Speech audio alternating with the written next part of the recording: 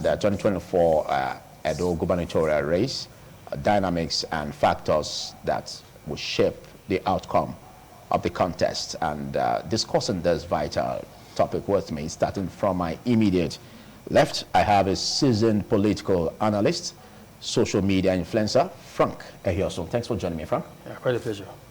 And next to Frank is another erudite and seasoned legal practitioner, Sonny Daudu. Welcome. Thank you very much. And of course, we have a human rights activist in the person of Solomon Ijobe. Good to see you. Good morning, Philip, and good morning, viewers at home. Okay, quickly, let's look at how the events are unfolding as we inch closely to September 21. There have been a lot of battles, in the course of the political parties churning out candidates. And while we have some who are already heading to the court to contest the candidacy of such political parties, others are in the path of plotting an impeachment. What do you see about this? And how do you see this as shaping the outcome of the contest, Frank? Nothing novel. There are expected possibilities in the prelude to the election proper, in the sense that we're in Nigeria, by our present state, with reference to our political evolution, all such things happening aren't surprising. The parties do what they do. Some people will go to court. Even if an angel from heaven had come to conduct primaries, it doesn't remove from the fact that some people will still not be satisfied. And by the rules of conduct, they have the right to register their discontent or protest as the case may be. And of course, the court of law is the immediate place of recourse to ensure that such is addressed. But from my assessment so far, across party lines, the PDP, the APC, I have a little concern. Not little, it's a major concern. And in my opinion, when I read the papers, I even watch some stations that are classified as international, and viewpoints are put forth that give credence to inanities that are irrelevant to the process. Really? Like yes. Having parallel primaries, yeah, like or parallel candidates? When they talk about parallel primaries, I say there must be context to the discourse. A media house that is reporting a narrative must situate it within the ambits of relevant parameters. For there to be parallel primaries, we've had parallel primaries before in this country. In 2019, that was why Zamfara and Rivers, specifically the APC, didn't have candidates to project. On a normal day, for a primary primaries to take place, you have more than one leadership in the party. That's two party structures. In Zamfara then, Marafa had his own, the governor of the state had his own.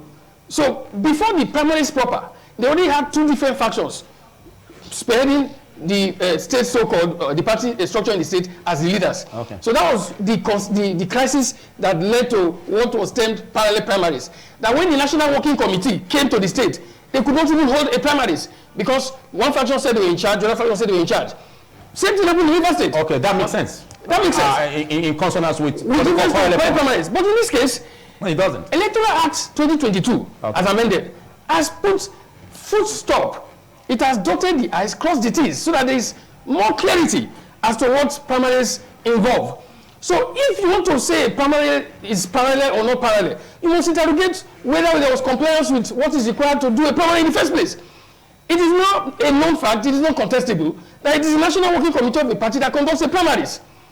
So if the National Working Committee that is meant to conduct the primaries communicated with the appropriate authorities that they need to deal with, and it's in the dailies, everybody saw it, it's there for even folks in the US or anywhere they want to see, and they had venues specified, they had timeline specified.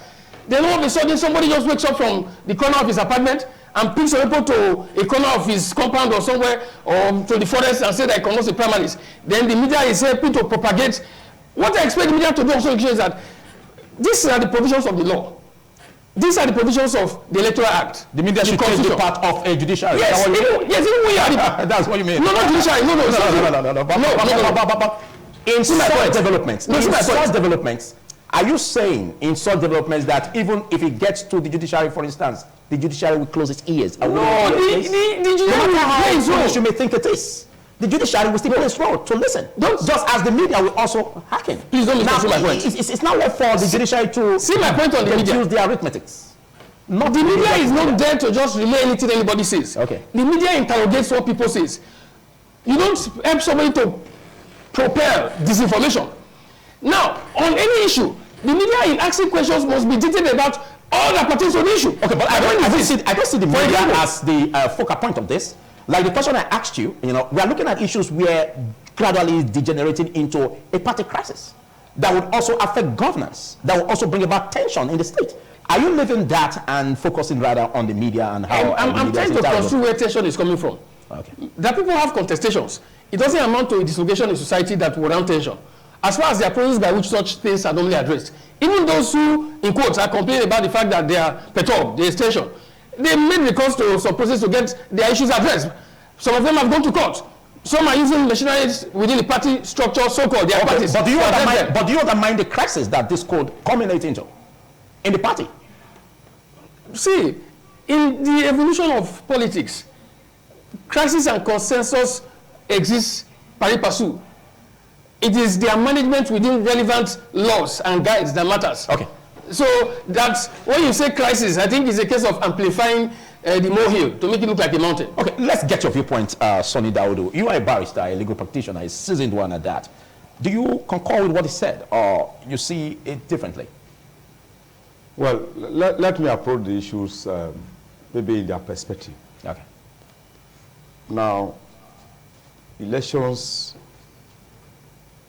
are based on the popular support of the people. If I have to now narrow it down to the PDP currently, as to their chances in respect to the impeachment of the deputy governor. The impeachment plot. The impeachment plot of the deputy governor. And the crisis arising from the primary elections. First, we must situate. First, what is the offense allegedly committed by Philip that deserves to be impeached? We must look at that. Is contesting primaries and dissatisfied with the outcome of the primaries a ground for initiating impeachment proceedings? We must interrogate that. What's the answer? Because what you just said raised the question. Yes. But to put it, is it a ground? It's not a ground. Raise that. Okay. It's not a ground. It's not contained in any constitution that if a man participates in the primaries or if a man feels he's skewed from the primaries, the subsequent dissatisfaction arising from him will warrant impeachment. It's not contained in any law. That in itself will have the effect in the elections. Okay. As a deputy governor, whatever it is, he has his followers. And as I will tell you categorically, the PDP in the state has factions. They have the legacy PDP and they have the new brown PDP as we speak. So that situation will dwindle the fortunes of the party for those who believe that Philip should not be up, even if it's 10 persons. Apart from dwindling the fortunes of the party, what about the governance at this perspective? Now, don't you think that will also be affected? Of course.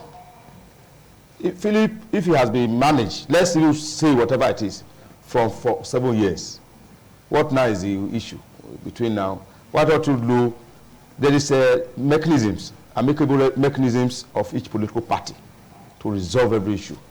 The man says he conducted the primary. You can't ignore that. I have stated it in several occasions. A man parading himself now as president, you think it will be abandoned? It's treason, a treasonable felony. It doesn't matter whether he has been sworn in by anybody. For the mere fact he paraded himself as president of the country. It's newsworthy. It's newsworthy. And he will be interrogated. He may also be subjected to medical evaluation, whether he suffered the measures. That makes it interesting. So, it cannot be ignored. So if a person says he conducted the primary, and you say it's not a primary, you can't, until the law court decides whether or not it is actually a primary that will deviate from the norms. So any issue in the political party cannot be ignored. Now, I want to tell you there are several factors that you may not have mentioned that will shape this election. For instance, we have minimum of 10,000 lawyers in Edo State. Minimum of 10,000 lawyers. And each of these 10,000 lawyers have at least one person as a dependent, either a wife, or a sister, or a brother, or a family, or both brothers. Yeah. Now, as we speak to you in Edo State, the current government has refused to swear in members of the bench, members of the bar, lawyers, who have been elevated to the bench from swearing them in. And the bench, at least 8,000 of them out of that 10,000, are not pleased with it. That the members who have been elevated to the bench have now been denied by the current government. So if you have 8,000 persons who are dissatisfied, including their dependents, one person minimum, that's 60,000. That tends to shape in the outcome of the contest. Yes, I'm telling you. If you have all electorates have been made, swear these people in, and they are in the state, electing people, there is a danger looming as to whether or not the current government actually feel the pulse of the people. Okay, but I think that is reserved for... it's reserved. I'm not telling you that. No, I'm just... it's a digression. But I believe... But no, I believe there's a very seasoned reason for... No, whatever the reasons are now, whatever the reasons are, I'm only telling you this. Okay. The reason why I'm saying this, I'm not going to say something I'm not aware of. Okay. Whether all the reasons have been cross-fertilized. I don't want to say... I'm the immediate past legal advisor of the bar. So I won't come here to say anything that I don't know of.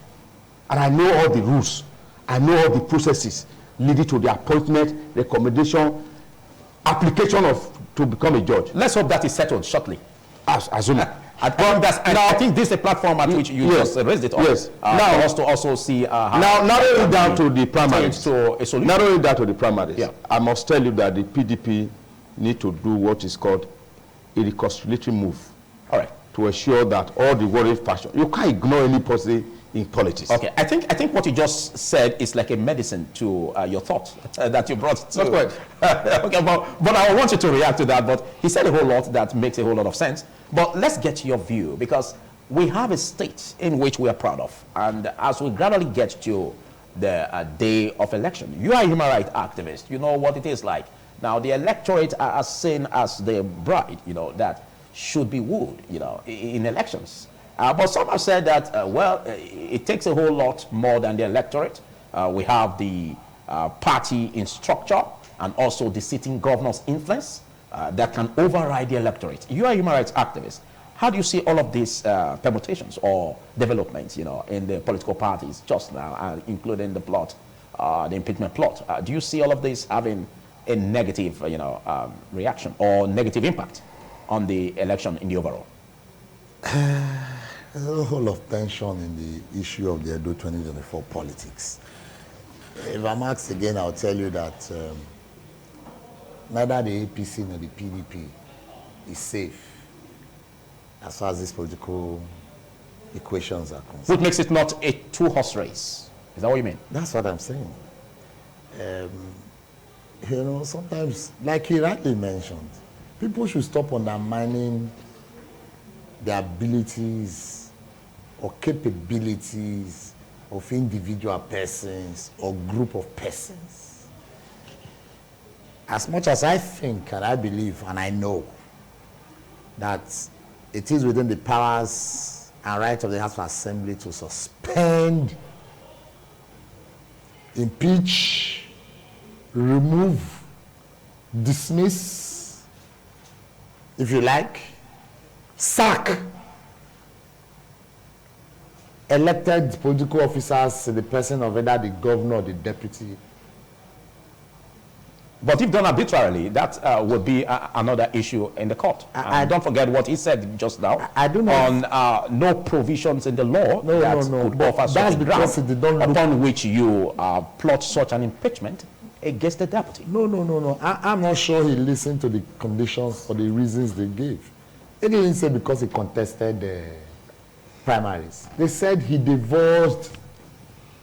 Because as you come into government, you must swear to an oath of secrecy. Yes, I think that comes. I think that also brings us to a point where that can be an act of litigation. Wait, where the court will have to try which is seen as a secret or which is seen as. Let me have my space. You will understand it. All right.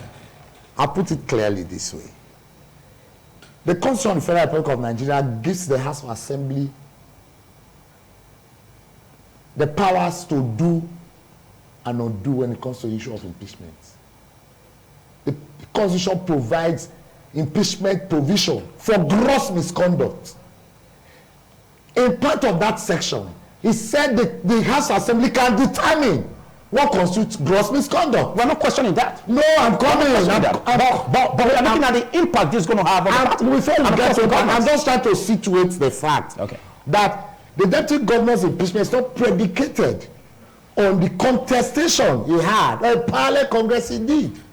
It's based on the fact that he divulged certain government information. But I don't think this all this is coming up because there seems not to be a more sensible way of bringing everybody to a round table. I'm sure because I believe, you know, there's a whole lot that can be settled in parties at the level of negotiations. You know, bringing your cards on the table, finding a way to negotiate. Don't you think that would have been a better way instead of all these basketballs we are saying? You are getting it wrong too, because you are doing like a fourth discussant here.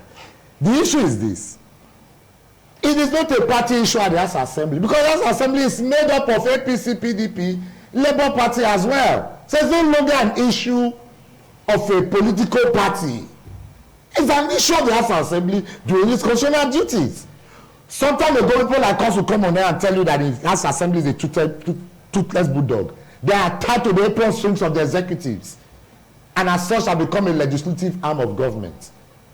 But in this case, I would also want to sit down here and tell you that they are not doing what they say, because within the rights, it's just like you cannot take an injunction restraining the police from investigating you, because the duty of the police is to investigate you. You cannot restrain the House from impeaching a deputy governor or a governor, because within the purview of the House. That's clear. Now, when you say party, hear me. They said 21. I'm saying they said because that's what they said. They said 21 out of 24 members of the House signed the impeachment notice, which is to say it's a combination of both the minority and the majority. So, don't forget I said the Constitution also gave powers to the House Assembly to determine what. Yeah, but don't also forget that the impeachment process is a long process. It doesn't just has been started. It doesn't just stop at majority that is signing it. It's far beyond that. Don't forget that. Yes, don't forget that. Like I said. But like I said, let's not digress. Let's look at how this can impact. I am coming. There's something that you are not giving me the room to land. You are just allowing me to hover around the airport without landing. So that's the point we are having, and now I'm wondering. Land quickly. Land quickly, because there's no time. Because you are using my time. I'm wondering if you are a fourth discussant. So the issue is this.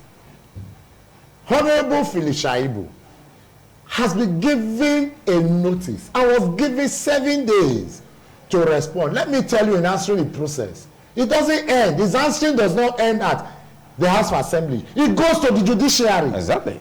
Who will set up a committee that will investigate and later make reports. Exactly. So that's just to let you know that it's not automatic. But it is not also enough to say that they don't have right on that. But that is not also to also say. Okay, but why doing this? Why doing this? We're trying to make good sense out of this. Why doing all of this? We're losing time, you know, that would have been spent, ample time, that would be spent in bringing unity in the party, that would be spent in strengthening the internal democracy of the party. Because you understand, like what Sonny Daudu said, this young man, the deputy, has followers, and you know, when it comes to elections, numbers is significant. So don't you think that should have been a better way instead of going through this path? I'm sure the party members who consented to the impeachment notice, because I know that there are members of the PDP in the House Assembly who should have thought about the danger, if there is, in the party if they impeach him. And let me also tell you one thing. The Benin will say,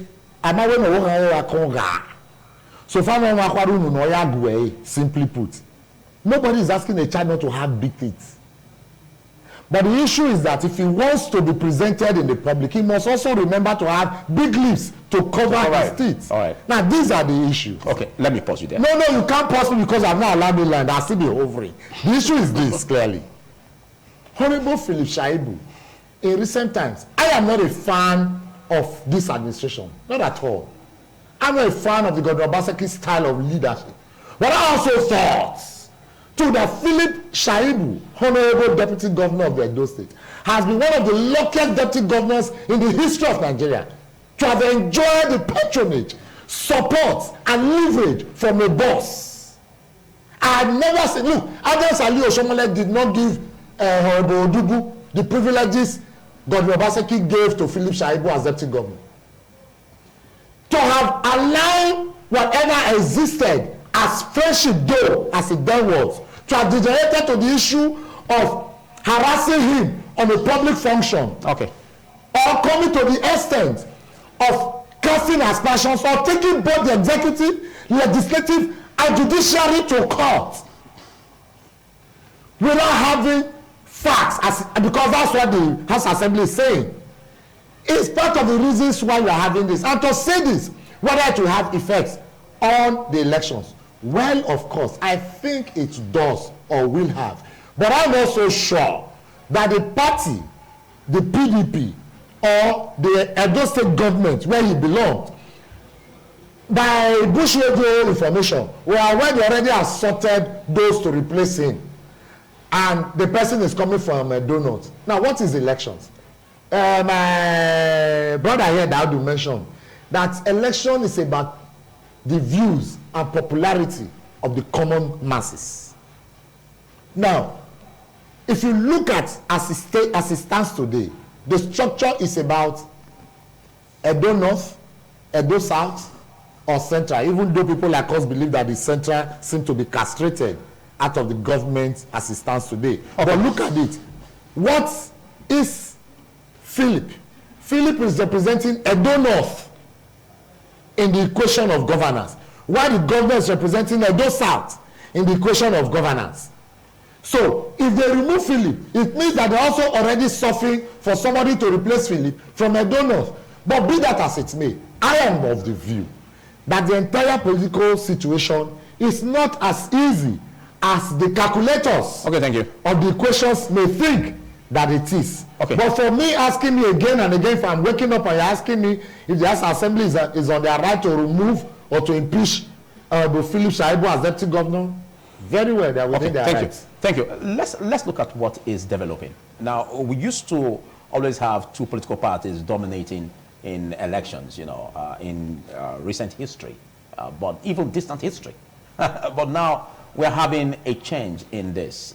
Do you think or see the situation we have here in Edo State, also with the issues of the crisis that is existing in some political parties, do you see the emergence of a third force making it a three-horse race in the contest?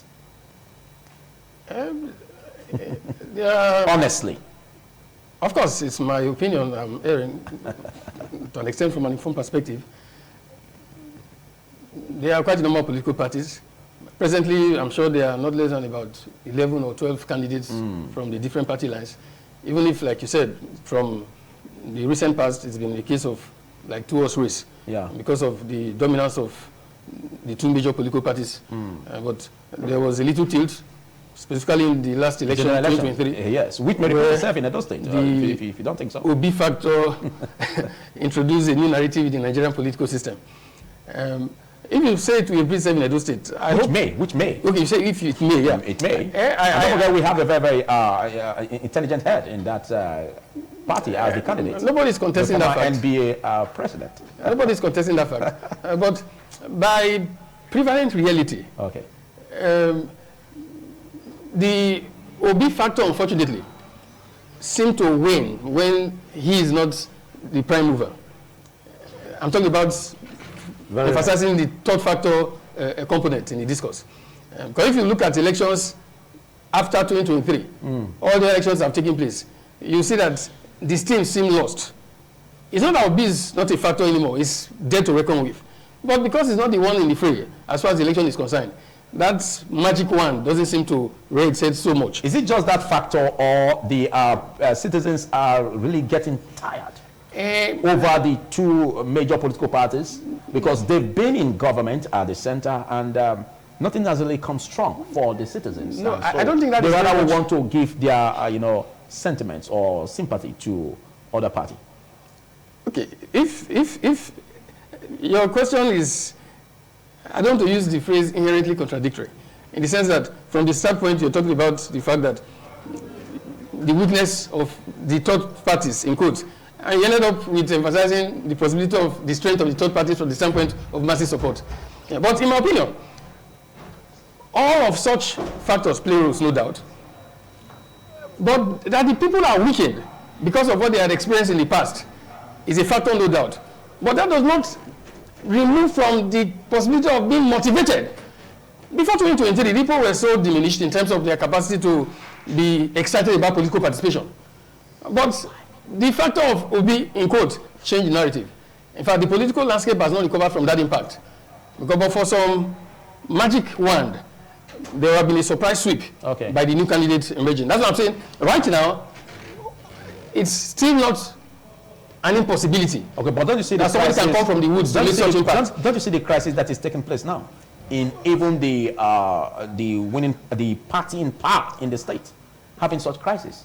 You know, don't you see that even in the other party, the APC, there are also been contesting candidacy in the court? Yeah, don't you think that would give room for the other party to emerge? Now, let me put something in perspective. Yes. The reason why I affirmed just now that the crisis being so inflamed is like making a molehill look like a mountain, especially from the standpoint of the party primaries. And in responding to what I said earlier, that the learned man threw light on, when I talked about the media, I wasn't talking from the standpoint of media not reporting or putting forth information to the public. Okay. I was talking about ensuring a balance of perspective. If a man comes and says, I did this, the man aired his views, nobody's contesting it. But as a journalist, I will ask the man from the standpoint of what the law speaks to the issue. Exactly. So that the public will be informed. For example, I say I held a primaries, and everybody knows that it's only the National Working Committee that can conduct primaries. And INEC must be in attendance. There are rules. There's the party guideline, there's the Electoral Act, there's INEC guideline, there's the Constitution of the Republic of Nigeria. So if somebody says he conducted the primaries, and none of those fundamental rules were within the purview, it amounts to nullity. That is my point. Because the law is clear. Not even the state party can organize the primaries. It is only the National Working Committee. So if I go to my apartment and I do what I call the primaries, if the media airs it, there's nothing wrong with that. But why you make sense? But the media inquiring it. Why you make sense in what you are saying? Don't forget that there is an arm of government that is responsible for the adjudication of that. Nobody is contesting that. And not the media. The media gives a balanced perspective. That is my point. Why don't you leave that and leave that out for the I'm just throwing light on it. I'm saying that there's nothing wrong with people airing their view. Right. A man can wake up in the morning and says that he's now the UN Secretary General. But ordinarily, let's test what you just said.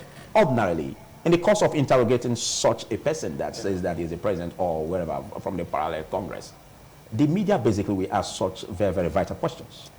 We've had opportunities here where we always stretch those questions. No, I use the media generically. I'm not talking about basically. I'm not talking about you guys. I know. But there are quite a number of stations that just air such things. I know, yes. So many people in the public are not so versatile. I said that to say this, that there are weightier matters about how this effect or how this development is going to, have a negative impact on the party in question, on governance. I was about to land on that before you interrupted me. I just threw light on the other factor based on the points I elucidated earlier. Okay. Now, in terms of its impact, I think it's very secondary. In fact, it's not even secondary. In my opinion, it's beyond tertiary. Seriously? Very, very, quite a fact. So you see it as infinitesimal? So infinitesimal. Now, the point is this. If you want to look at the parties, so-called, talking from the three major political parties, the Labour, the PDP, and the APC, the primaries, there's none that didn't have some bit of issues. That of the APC, for example, it was a single primaries that was conducted, those direct primaries across the 192 wards. Election results will be reeled out live on TV. People were watching it. After reading out by local government, there was a sudden interruption. And after that interruption, that was when we now had two results. So by some dint of happenstance, the party got its act together, because I'm sure that what rescued that APC case was the fact that there was already a live coverage ongoing. Because how do you want to tell the general public, the world at large that was watching, that people you nominated, you appointed as returning officers for the different local government, they are giving their reports. They are the ones the National Working Committee gave such appointment to. Okay. So that was why they had to refer to that stuff, and by the balance, their candidate emerged. In the case of the PDP, The ED's case is a bit peculiar. I say that for a reason. If you see the crisis, it started even before the Congress, not just the primaries. Out of the 10 or 11 aspirants, as the case may be, a chunk of them went on the side and left just one person. And I maintain my personal opinion that the majority made a mistake. They gave up too early. The reason is this. The candidate in question, who is the President Aslim Ighodalo, before the Congress, go and read the papers. The senatorial district where is from, who had been canvassing that by the balance of power and the equity of political evolution, that it's their turn to project a candidate in the state. They held several meetings, and the caucus of the party had a report. The leader of the party, Chief Tomikimi, is the one that anchored that process. And they looked at it and they endorsed a candidate. Okay. Now, so let me learn. Rather than... No, say my point. I've been trying patiently to listen to you. No, don't be patient. Because you said it's infinitesimal. And as a journalist... I'm giving a perspective. I was trying to say, no, you will land, but let me guide you. As a journalist, I was trying to see if you're going to tell me the numerical strength that comes with that individual as the deputy governor. Now we've been having protests. Are you taking that away? Are you undermining it? I'm not undermining it. Protests... Don't you think that is enough to also, No. affect the party's unity or the party's balance? In my kind of opinion, on the issue of impeachment, I take it as a case that is neither here nor there, because it's merely a process. The fact that somebody served the impeachment notice does not mean that there will be some glamour of impeachment taking place somewhere, because there are processes. Okay. If you are less, and I have the capacity to defend myself, but my attention is the numerical strength. We know the capabilities of the deputy governor. We know the roles he played, even why he was. I expected you to speak in this fashion, but I don't know. You said infinitesimal. On what See my point. When I said infinitesimal, I was talking across board. I wasn't even mentioning anybody. Okay, not on the numerical strength. Even the deputy governor of Ifeagu is an individual. The governor is an individual. Okay. Let's not blow this thing out of proportion, in my candid opinion. If just somebody says they want to impeach the governor and they have a reason to so do, they should commence the process. So which means it doesn't affect the party numerically? It doesn't see where it will affect the party is, in my opinion, when there is a clear cut of contravention of the process of justice execution. Okay, we are not about all this. You still need to talk about the purport of... Okay, a minute. I talked about that of the APC. I was talking about that of the PDP when you interrupted me. Okay. I was giving a blueprint as to how the crisis emerged. It wasn't just about the primaries. The crisis in the PDP from the standpoint of their primaries started from the fact that a single candidate had overwhelming endorsement of the leaders of the party. All the bulk of the leaders in the Edo Center endorsed him. Those in Edo, the bulk of them, they endorsed him. The bulk of them in Edo Center endorsed him. That was where the crisis started from. So the other candidates were not happy because when people have endorsed you, it's just like in America we talk of super delegates. The candidates or the delegates that go and vote, they tend to follow the pattern of those who they look up to. So when the candidates have endorsed somebody, it's like they're giving the person the ticket already. That was why the line ganged up. And I said that they made a mistake. If I were in their shoes, we are lying. One man seemed to have gotten some comparative advantage, and it's not against the law. Yeah. The constitution of the country, that of the party, allows for people to endorse or support whatever they so choose. Why don't we, as nice, sit down and strategize? Let 8 step down for 1. Muscle the strength together and counter the advantage of that one. But instead of doing that, they took the unfortunate easy way of blackmail. That is what happened. They declined to participate in the Congress. Now, let me go on to that. That the Congress took place. The list of the members of the party. I didn't hear any of the candidates complain that members of the party who were loyal to them were not placed on the list of those who were to participate in the Congress. No such complaint from anyone. Now, that we passed that stage and Congress took place. Delegates emerged. There's no delegate that belongs to anybody. If they had now resolved to attempt it, 3 per ward, unfortunately, you know where we are in Nigeria, in our political evolution. I don't want to say it's pay as you go. I don't use that phrase. But we are where we are. Okay, I think you've landed. No delegates. So I think you've landed. Landed. These guys took the wrong way rather than muscle their strength together to counter the man who had comparative advantage. All right. Let's go your way. Let's have your thoughts on this as we gradually get close to the campaigns. There are issues that should be on the front burner, not having a campaign of calumny, but rather issue-based. We want to see manifestos, from all of these candidates and all that. So, what's your thoughts in this area, alongside your reactions, if you have, on what has been said by I will strictly go to the issues of what will shape the elections in respect to the candidates. Okay. Now, I will likely go with the submission that it may be 3-horse race in the elections. I prefer to go that way, so that I can narrow my argument. Now, to boil down on the candidates, their political pedigree, their reach, their coverage in their various areas, and their managerial skills over the years, that will shape the elections. Now, we'll take the candidates one after the other. The APC, they have a city senator now, Senator Monday Okpebholo, called A.K. Akpakomiza. He's representing Edo South Senatorial District. Edo Central Senatorial District in the National Assembly. And I will tell you that he's an entrepreneur. No. I want to bill you. No, what I'm going to, we're not going to cover that. No, I'm going to tell you. I'm going to look at that. Just glide over it. Yes. Glide over it. For the purpose of education, educating the viewers.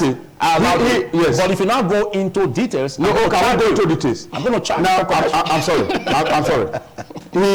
He's politically relevant. He's politically on ground. Okay, but how does this relate to, shaping, the context? Already he has and I expect you to collectively. Okay, let me know that he mentions the other two so that it does not look like his campaign. Yes, I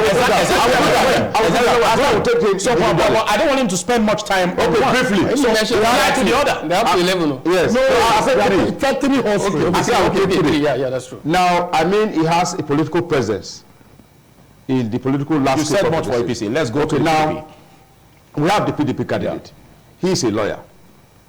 He has been in the private sector. But whether he has a political presence in the state before now, I will not be able to canvass that.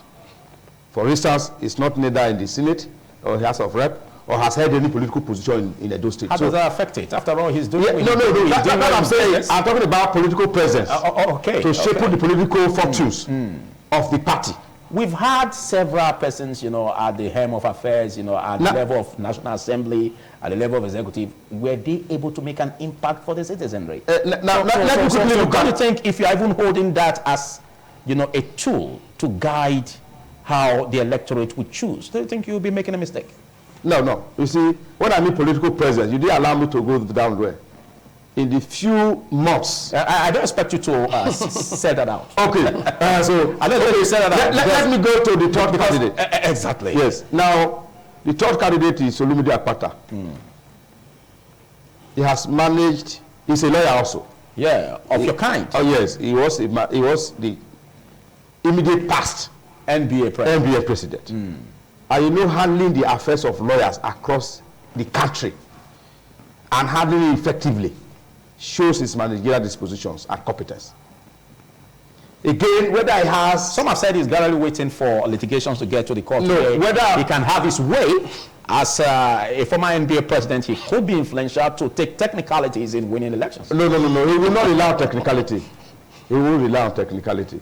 He will rely mainly on the support of the people. Is technicality wrong? Why did you say No, he's not going to rely on technicalities. Okay, like elections are not based on technicalities. Like we had in the presidential race? Elections are based on we have that in the presidential race? We do not have such... The litigations in court? No. There was no technicalities. No, there was no technicalities. A situation where the Gubernatorial was suspended for procedural law to take preeminence? No, sir. Are you saying that those are not technicalities? The truth is that in the national election, a person emerged from the popular votes.